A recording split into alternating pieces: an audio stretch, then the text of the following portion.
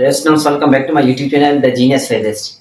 Dear students, now we are going to discuss about the ripple factor. कि ripple factor क्या होता है? ये ripple factor एक्चुअली फिल्टर की इफेक्टिवनेस को शो करता है. फिल्टर की इफेक्टिवनेस को शो करता है.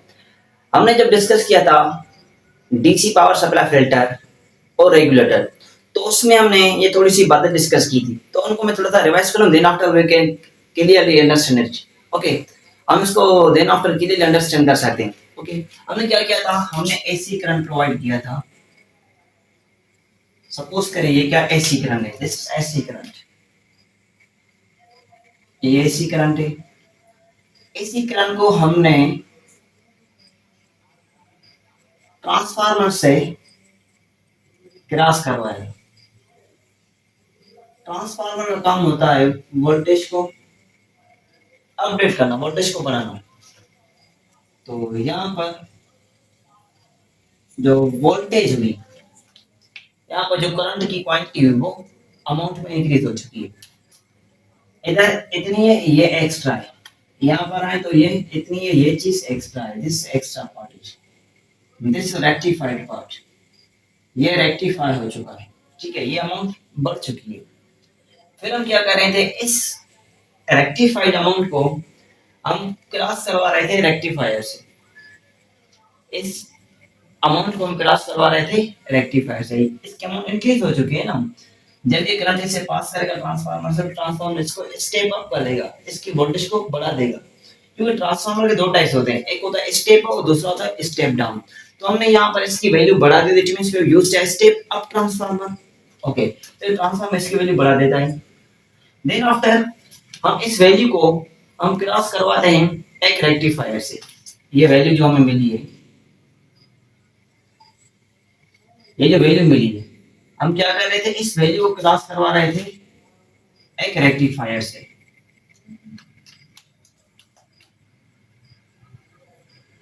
एक रेक्टिफायर से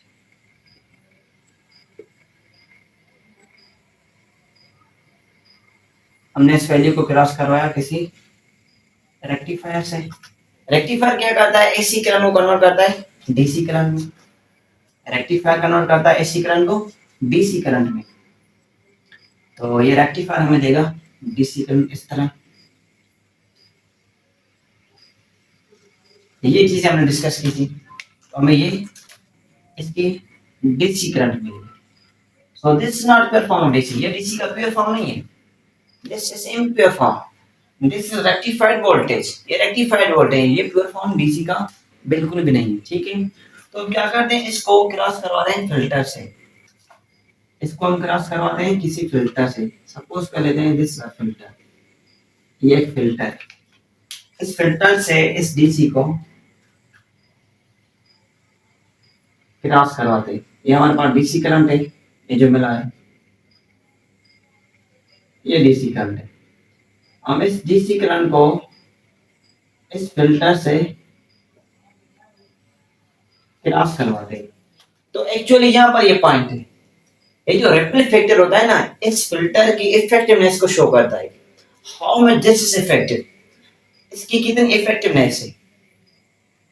ओके, तो सपोज करते हैं ये जो फिल्टर है, इसने हमें ये अमाउंट दिया. इस फिल्टर ने हमें इसको रेक्टिफाई करके ये दिया. This is effectiveness of filter. ये शो करता है रिपल फैक्टर फिल्टर की इफेक्टिवनेस को, कि इसमें रिपल ज्यादा है या रिपल कम है. रिपल क्या होती है, जो फ्लक्चुएशंस होती हैं डीसी आउटपुट वोल्टेज में. जो डीसी आउटपुट वोल्टेज में जो फ्लक्चुएशंस होती हैं, ये एक्चुअली शो करती है किसको, रिपल को शो करते हैं. इसमें एसी करंट के कंपोनेंट स्टिल नाउ मौजूद हैं. This not also pure form DC as cover this one, this is pure. इसके कंपैरिजन में ये प्योर है. इसमें थोड़े से कम है एसी कंपोनेंट. यहाँ पर एसी कंपोनेंट क्या है, एसी कंपोनेंट ज्यादा है. यहाँ पर एसी कंपोनेंट ज्यादा है. यहाँ पर एसी कंपोनेंट इसके अंदर कम है as compare to this one. तो इसकी जो इफेक्टिवनेस हुई है वो क्या है, ज्यादा है. रेक्टिफायर ने इसको डीसी में कन्वर्ट किया, ये डीसी है. This not perform DC. इसमें एसी के कंपोनेंट बहुत ज्यादा है, बहुत ज्यादा है. तो इसकी जो इफेक्टिवनेस है वो क्या है, कम है. फिर हम क्या करते हैं, इस सिग्नल को इस डीसी आउटपुट वोल्टेज को इस फिल्टर से क्रॉस करवाते हैं। तो रिपल फैक्टर शो करता है इसकी इफेक्टिवनेस, कि सर्किट की इफेक्टिवनेस कितनी है, how much it can give us a pure form of output voltage, ये हमें आउटपुट वोल्टेज कितनी प्योर फॉर्म दे सकता है। तो हम लिखते हैं इसको लिखते हैं, जो रिपल फैक्टर होता है, ripple factor is inversely proportional, ripple factor is inversely proportional to the effectiveness। जितनी इफेक्टिवनेस ज्यादा होगी उतनी रिपल फैक्टर कम होगी, इतनी उसमें एक्यूरेसी ज्यादा होगी। जितनी इफेक्टिवनेस ज्यादा होगी उसमें रिपल फैक्टर कम होगी, जितनी रिपल फैक्टर की वैल्यू कम होगी उसमें उतनी एक्यूरेसी ज्यादा होगी। तो हम कह सकते हैं कि जो रिपल फैक्टर होता है ये शो करता है डीसी आउटपुट वोल्टेज की इफेक्टिवनेस को। किसको शो करता है, इफेक्टिवनेस को। जितनी इसकी इफेक्टिवनेस ज्यादा होगी उतनी रिपल फैक्टर की वैल्यू कम होगी। तो एक्चुअल रिपल फैक्टर शो करता है किसकी इफेक्टिवनेस, फिल्टर की इफेक्टिवनेस को शो करता है कि how much this more effective और less effective. If this is less effective it means there is a lot of ripple factor, इसमें रिपल फैक्टर ज्यादा है। अगर इफेक्टिवनेस ज्यादा है इसका मतलब यह है कि इसमें रिपल फैक्टर कम है। जो ऐसी कंपोनेंट अवेलेबल है इस डीसी में, जो एसी कंपोनेंट अवेलेबल है स्टिल नाउ इस डीसी करंट में, इसको कहते हैं ripple. This is called ripple. Ripple कहते हैं जो एसी कंपोनेंट मौजूद होते हैं इस डीसी वोल्टेज में, डीसी आउटपुट वोल्टेज में, उनको कहते हैं रिपल। ये जो एसी कंपोनेंट है ना डीसी वोल्टेज में, इनको कहते हैं रिपल। ओके, इनको कहते हैं रिपल। तो रिपल फैक्टर शो करता है किसको, इफेक्टिवनेस ऑफ सर्किट को, कि सर्किट की इफेक्टिवनेस कितनी है। तो इस पर एमसीक्यू जा सकता है, if the effectiveness of a circuit or filter is high then ripple factor will be option A high, low, option C either A or B, option D none of these। तो option B is correct one. तो अगर effectiveness ज्यादा है तो इसका ripple factor कम होगा, अगर ripple factor ज्यादा है तो इफेक्टिवनेस कम होगी। इनका रिलेशन क्या आपस में इनवर्सली रिलेटेड है। ओके, जो रिपल फैक्टर की मैथमेटिकली डेफिनेशन है वो क्या है, ripple factor is actually the ratio of peak to peak rectified voltage to the average DC output voltage। What is, once time we repeat, ripple factor is actually rectified voltage, ripple factor is actually peak to peak rectified voltage divided by average DC voltage। Divided का मतलब क्या होता है, ratio. तो हम simply इसको इस तरह कह सकते हैं कि ripple factor is actually ratio, this is ratio with peak to peak rectified voltage to the average DC output voltage. Why I am saying average, मैं एवरेज क्यों कहता हूं इसको मैं समझाता हूं। ये नोट कर लें, नोट कर लिया। ओके, इसको मैं रिमूव कर लेता हूं, इनको भी रिमूव कर लेते हैं। अब ये डायग्राम समझें, इसकी डेफिनेशन पहले समझे ये क्या है, कि जो रिपल फैक्टर होता है क्या होता है, इसको शो करते हैं वी आर से, ये रिपल वोल्टेज। तो रिपल वोल्टेज बराबर होते हैं किसके, V peak, peak peak to peak rectified voltage divided by average DC output voltage. ठीक है, वी पीक रेक्टिफाइड आप लिख लें आर, और ये V average DC voltage, output DC voltage है। इसकी स्थिति ये समझिए,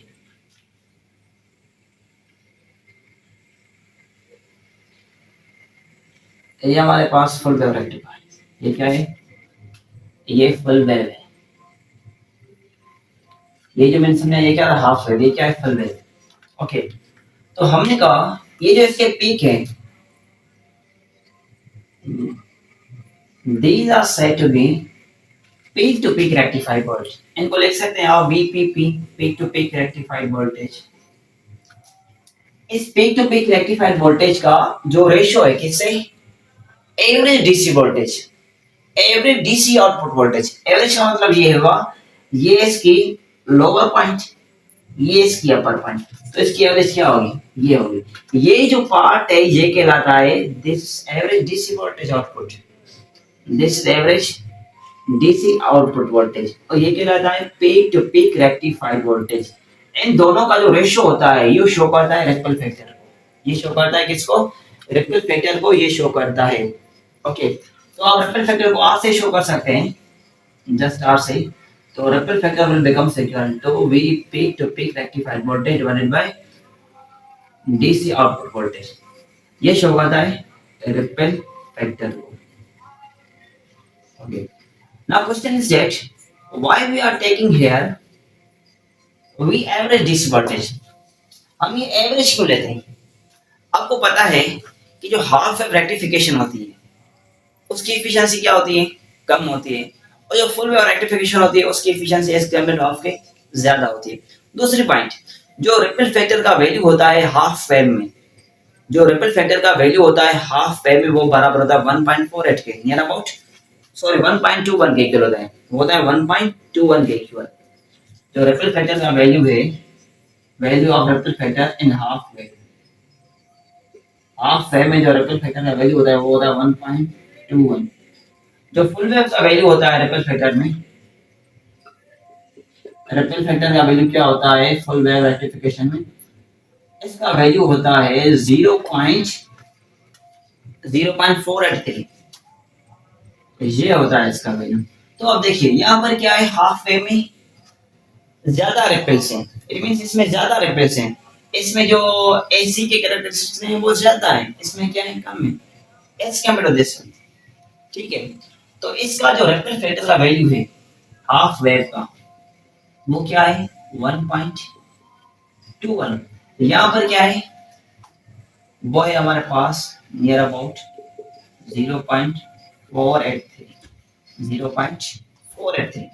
तो सिंपल ये हमारे पास डिस्कशन अबाउट रिपल फैक्टर। तो रिपल फैक्टर एक्चुअली शो करता है इफेक्टिवनेस ऑफ सर्किट या इफेक्टिवनेस ऑफ फिल्टर। जो फिल्टर होता है इसकी इफेक्टिवनेस को शो करता है। अगर ज्यादा है हमारे पास, अगर इफेक्टिवनेस ज्यादा है तो रिपल फैक्टर कम होगी। इट मींस हमारे पास जो आउटपुट वोल्टेज आएगी वो ज्यादा एक्यूरेसी में आ सकती है। तो ये सिंपल डिस्कशन है अबाउट द रिपल फैक्टर। तो आप इसके बेस पर पॉइंट्स लिख सकते हैं कि रिपल फैक्टर क्या होती हैं। अब हम रिपल फैक्टर को डिस्कस कर रहे हैं for full wave rectifier. Full wave rectification में रिपल फैक्टर किस तरह एक्सप्लेन कर सकते हैं। ओके, ये नोट कर लें, अभी उस पर डिस्कस करते हैं कि रिपल फैक्टर की वैल्यू क्या होती है। ये रिमूव कर लूं। ओके,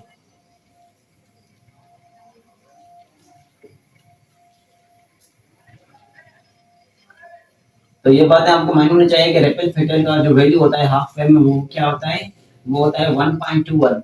और जो फुल होती है उसमें क्या होता है, कम होता है 0.483।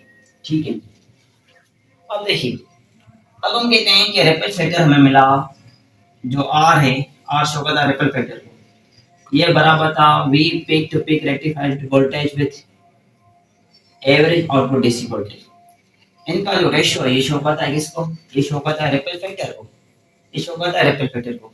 नाउ ये जो peak to peak rectified voltage है for the full wave rectifier, for the full wave rectification, वो किसके इक्वल होते हैं, इस पर थोड़ा सा फोकस कर लें। ओके, अब हम थोड़ा सा इस पर फोकस कर लेते हैं कि जो वी रेक्टिफाइड है पीक टू पीक, ये जो वी आर पी भी लिख सकते हैं या आप वी पी भी लिखने कोई इशू नहीं है, peak to peak rectified voltage ये बराबर होता है 1 upon F R L C, 1 upon F R L C into V P P rectified, V P P rectified के इक्वल होता है, वी पी रेक्टिफाइड के ये इक्वल होता है 1 upon F R L C into V P rectified. ये जो VP rectified voltage होता है इसको हम कहते हैं अनफिल्टर्ड पीक वोल्टेज, इसको हम कहते हैं अनफिल्टर्ड पीक वोल्टेज कहते हैं, दिस साइड भी अनफिल्टर्ड पीक वोल्टेज। ओके, यहाँ पे जो एफ है ये शो करती है फ्रीक्वेंसी को, ये शो करती है फ्रीक्वेंसी को, और आर एल जो शो करती है किसको शो करती है, ये लोड रेजिस्टेंस को शो करती है, लोड रेजिस्टेंस को शो करती है। रही बात सी की, ये सी क्या है, ये कैपेसिटेंस। ओके, अगर मैं कहूं कि हमारे पास जो सी है ये जीरो के इक्वल है तो वैल्यू क्या आएगा, या मैं इस तरह भी कह सकता हूं, अगर पीक रेक्टिफाइड वोल्टेज जो अनफिल्टर्ड पीक वोल्टेज जिसको कहते हैं अगर ये जीरो के इक्वल हो तो फिर क्या जवाब आएगा। तो इस तरह डिफरेंट वे क्वेश्चंस आ सकते हैं। ओके, तो हमारे पास ये फॉर्मूला है कि रिपल फिल्टर का rectified voltage peak to peak rectified voltage with ratio to average DC voltage, average DC output voltage के साथ इसका रेशियो है। तो जो वीडीसी है ये किसके इक्वल है,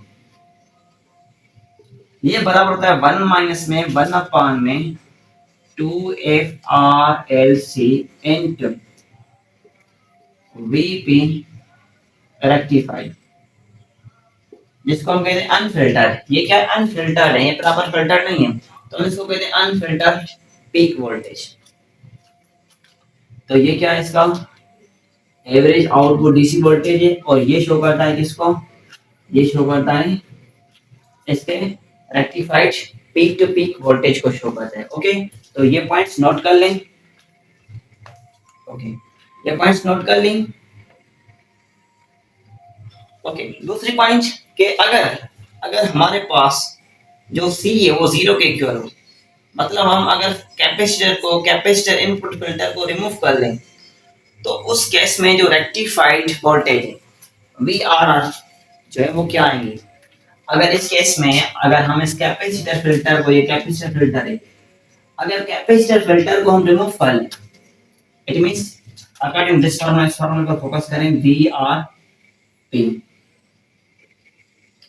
ये किसके इक्वल है 1 अपान में FRLC VP रेक्टिफाइड। अगर हम कहते हैं कि जो C है जिसको हम कहते हैं कैपेसिटर फिल्टर, कैपेसिटर फिल्टर, अगर हम कैपेसिटर को फिल्टर कर लें तो उस केस में जो peak to peak rectified voltage है वो क्या आएंगे, ज्यादा आएंगे, कम आएंगे, जीरो आएंगे, इन्फिनिटी आएंगे। अगर मैं कह दूं कि अगर C का वैल्यू हम जीरो लेते हैं तो VR peak to peak rectified voltage will become equal to what, 1 अपान में FRL into C की जगह पर क्या zero into VP rectified into VP rectified। तो ये जवाब आएगा VRPP इक्वल टू 1 अपान में जीरो into VP rectified। जब 1 अपान जीरो करते हैं जवाब क्या आता है, जवाब आता है इंफिनिटी। तो infinity multiply VP rectified voltage जो अनफिल्टर वोल्टेज जिसका नाम है।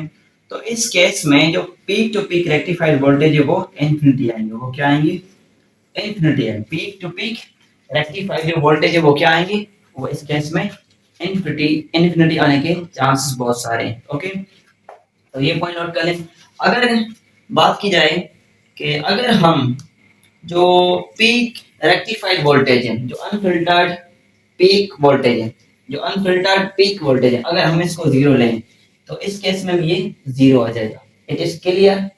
और दूसरी बात इस फॉर्मूले में ये है कि जो V R peak to peak rectified voltage है ये डायरेक्टली प्रोपोर्शनल किसके साथ, अनफिल्टर्ड पीक वोल्टेज के साथ। अनफिल्टर्ड पीक वोल्टेज के साथ का रिलेशन क्या है, डायरेक्ट है। तो हम लिख सकते हैं कि VR peak to peak rectified voltage are directly proportional to what? Peak to rectified voltage। इसके साथ रिलेशन क्या है इसका, डायरेक्ट है। तो इसकी बेस पर थोड़े से लॉजिकल क्वेश्चन वगैरह बन सकते हैं, एमसीक्यूज आ सकते हैं। ये जो दो फॉर्मूलाज हैं इनके बेस पर बुक्स में बहुत सारे एमसीक्यूज प्रॉब्लम्स हम कोशिश करेंगे कि अलग-अलग वीडियोस बनाएं जिसके प्रॉब्लम्स हैं, जिस फार्मूला से प्रॉब्लम्स रिलेटेड है उन प्रॉब्लम्स को भी सॉल्व करें। ठीक है, तो ये दो फार्मूलास आपको माइंड में चलिए। अगर आपसे पूछा जाए कि peak to peak rectified voltage किस तरह मालूम कर सकते हैं, तो सिंपल है, जो एवरेज डीसी आउटपुट वोल्टेज यहां डिवाइड कर इधर क्या करेगा, मल्टीप्लाई करेगा। तो आप किस तरह इसको मालूम कर सकते हैं, peak to peak rectified voltage को आप क्या करेंगे, रिपल फैक्टर को मल्टीप्लाई करेंगे आउटपुट डीसी वोल्टेज के साथ। तो इस केस में आप peak to peak rectified voltage मालूम कर सकते हैं। अगर आपसे कहें कि एवरेज डीसी आउटपुट वोल्टेज मालूम करें तो आप एवरेज डीसी आउटपुट वोल्टेज भी इजीली मालूम कर सकते हैं, नो डाउट। ठीक है, तो किस तरह होगा ये फॉर्मूला सिंपल है, ये इधर आएगा और ये इधर आएगा, तो average DC output voltage will becomes equal to peak to peak rectified voltage divided by ripple factor. तो हम इस तरह इसको भी मालूम कर सकते हैं। तो सिंपल में फाइनली जो रिजल्ट निकला, रिजल्ट ये है कि हम जो रिपल फिल्टर यूज करते हैं ये एक्चुअली इस्तेमाल होता है किसी भी फिल्टर की इफेक्टिवनेस को शो करने के लिए, कि किसी फिल्टर की कितनी इफेक्टिवनेस है, इफेक्टिवनेस ज्यादा है या इफेक्टिवनेस कम है, उस इफेक्टिवनेस को मेजर करने के लिए हम यूज करते हैं रिपल फिल्टर। तो इसकी डेफिनेशन क्या बनेगी सिंपल में, तो आप ये नोट कर लें, it is actually ratio peak to peak rectified voltage to the average DC output voltage. Peak to peak rectified voltage का जो रेशो है एवरेज डीसी आउटपुट वोल्टेज के साथ, ये शो करता है किसको, रिपल फैक्टर को ये शो करता है। इट इज क्लियर, तो ये पॉइंट्स नोट कर लें। I think that's will be enough for today's lecture. If you have any question you can comment me. तो सिंपल में यही हम कह सकते हैं कि जो रिपल फैक्टर है वो डिपेंडेंट है टू पॉइंट्स पर, टू फैक्टर्स पर डिपेंडेंट है। ये फॉर्मूला है, एक peak to peak rectified voltage और एवरेज डीसी आउटपुट वोल्टेज, ये दो पॉइंट्स पर डिपेंडेंट है। एक peak to peak rectified voltage और दूसरी पॉइंट क्या है, एवरेज डीसी आउटपुट वोल्टेज। दो एक क्वांटिटीज पर ये रिपल फैक्टर डिपेंडेंट। अगर हम इनको चेंज करते हैं तो ये भी चेंज हो सकता है। अच्छा, दूसरी पॉइंट कि जो रिपल फैक्टर होता है ये रेशियो होता है सेम क्वांटिटीज का। चाहे rectified peak to peak rectified voltage जो है एवरेज आउटपुट डीसी वोल्टेज है, तो वोल्टेज है ना, चाहे पीक टू पीक वोल्टेज है या चाहे एवरेज है, दोनों है वोल्टेज। तो इस केस में हम कह सकते हैं कि जो रिपल फैक्टर होता है इसको कोई यूनिट बिल्कुल नहीं होता। This unitless quantity, this is dimensionless quantity, इसको डायमेंशन में नहीं है, इसको यूनिट भी नहीं है। ये जस्ट शो करता है कि फिल्टर की कितनी इफेक्टिवनेस है। इट इज क्लियर, तो दिस इज अ यूनिटलेस, इसके पास कोई यूनिट नहीं होता। दिस इज यूनिटलेस क्वांटिटी, ये यूनिटलेस है, इसके पास कोई यूनिट नहीं है। Okay viewers, I think that will be enough. If you have any question you are free to ask, you are free to ask. Okay viewers, ये note कर लीजिए। अगर कोई भी क्वेश्चन हो तो आप इजीली कमेंट कर सकते हैं। अच्छा, एक एमसीक्यूज लिख जाएं, by increasing the value of filter capacitor. अगर फिल्टर कैपेसिटर का वैल्यू हम बढ़ा देते हैं, या जिसको कहते हैं load resistance, the value of ripple factor will be, वो क्या होगा, वो डिक्रीज होगा। क्योंकि जितना मैंने आपको बताया कि आप फिल्टर बढ़ाएंगे, जितनी आप फिल्ट्रेशन बढ़ाते हैं उतनी जो है ना उसकी बढ़ाने का मतलब ये है कि आप जितनी उसकी इफेक्टिवनेस बढ़ाएंगे उतनी रिपल फैक्टर की वैल्यू कम होगी। बढ़ाने का मतलब ये है कि आप जितनी उसकी इफेक्टिवनेस बढ़ाएंगे तो रिपल फैक्टर का वैल्यू क्या होगा, कम होगा, उसमें एक्यूरेसी ज्यादा आएगी। It is clear, so it means ripple factor जितना कम होगा उतना ही हमारे लिए जो फिल्टर है वो उतना अच्छा साबित हो सकता है। Okay, we see you next, thank you.